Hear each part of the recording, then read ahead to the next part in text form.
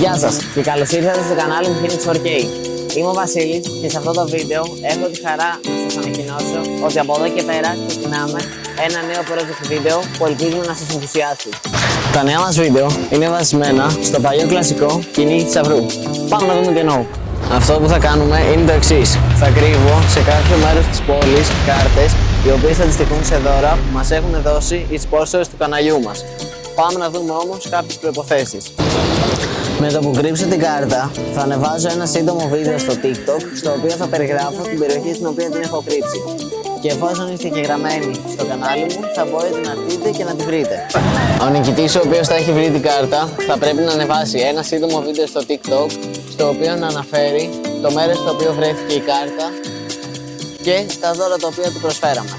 Σας ευχαριστούμε πολύ που παρακολουθήσατε το βίντεό μας. Αν σας άρεσε, κάντε ένα like και ένα follow για να μην χάνετε επόμενα μας βίντεο.